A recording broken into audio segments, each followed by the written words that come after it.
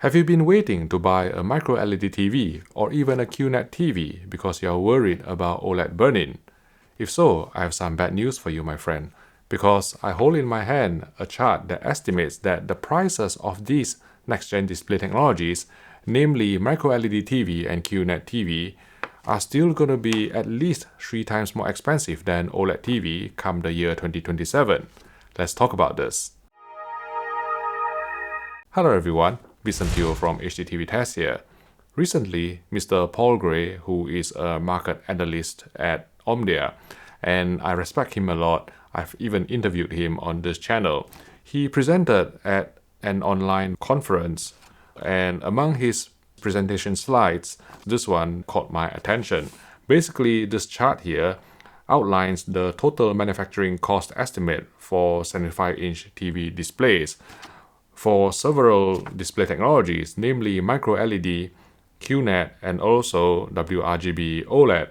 Now, if you have been following this channel, you may remember that maybe a couple of days ago, Samsung at an online global event announced the upcoming release of a 76-inch MicroLED TV, which is supposed to be available to buy at the end of this year.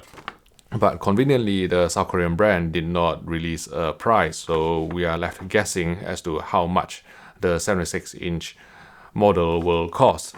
Well, if we look at this chart here from Omdia, you can see that in 2021, the base manufacturing cost for a 75-inch micro-LED TV will be close to $37,000. Now, this is just the manufacturing cost. It doesn't even include the distribution cost. It doesn't include the retail markup. So I think, when it becomes available to buy by billionaires and millionaires, then it would probably be closer to 6 figures rather than be stuck at around $37,000.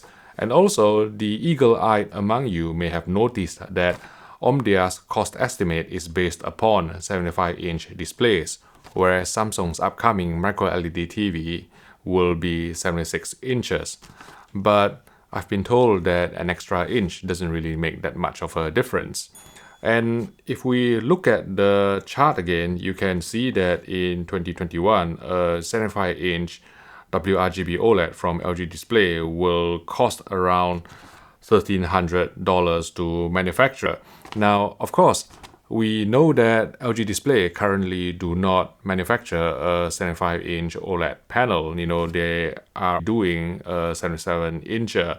But when I reached out to Omdia for clarification, they said that they have decided to go with a cost estimate for 75-inch panels for all these different display technologies to provide a level playing field in terms of the yields and in terms of the material cost. So that's the reason why Omdia has done a cost estimate for 75-inch displays across all 3 different technologies, even though we know that Samsung's upcoming micro-LED TV will be 76 inches and LG Display's WRGB OLED comes in 77 inches rather than 75 inches.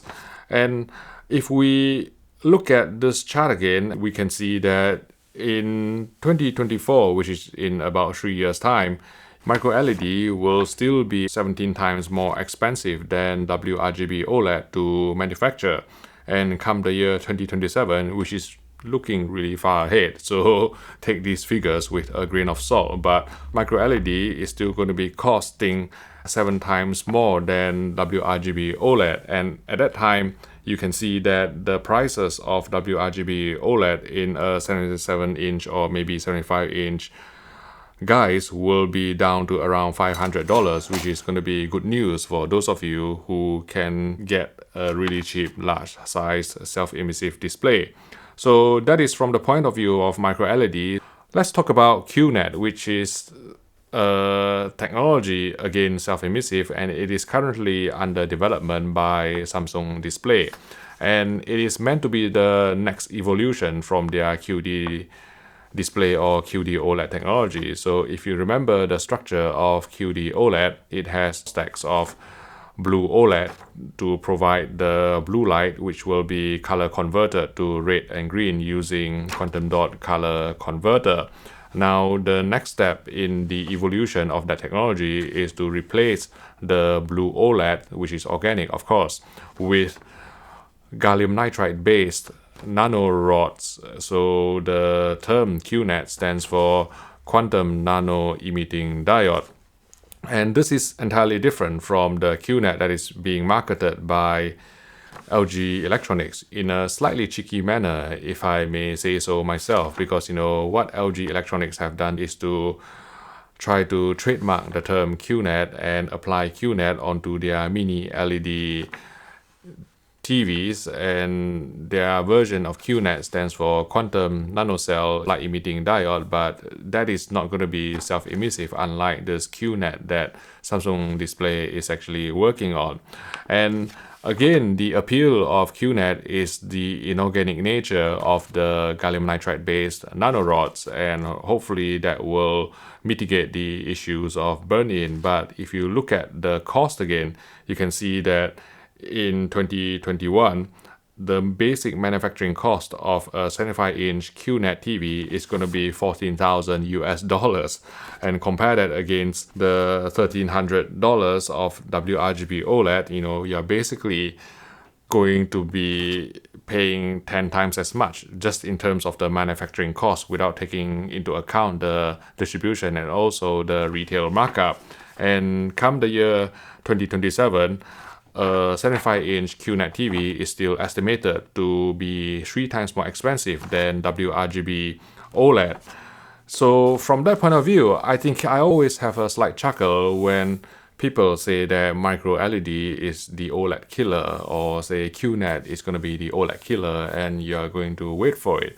The thing is, even 6 years down the line, which is in 2027, are you willing to actually pay 3 times or even 7 times as much over an OLED TV just to actually avoid burn-in? And this is not taking into account other picture quality issues, obviously.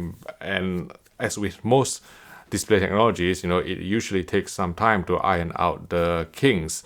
And I think, it is just really quite unrealistic to hold off an OLED TV purchase, especially if you are actually into picture quality, because you're waiting for micro-LED technology, or you're waiting for QNET TV to become widely available. I mean, the commercialization and also the mass production of these next-gen display technologies is so far off that even in the year 2027, 6 years down the line, you're still going to be paying through the nose for these display technologies when WRGB OLED is sitting there waiting for you to be picked up. It's actually available for you to be picked up right now.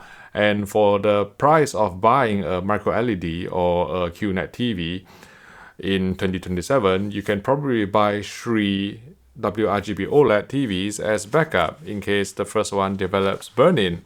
So from that point of view, I think OLED burn-in is by far the biggest deterrent for any potential buyers who are considering OLED TV. But from the point of view of a video enthusiast, I think, we've never had such good picture quality that is available at such affordable prices.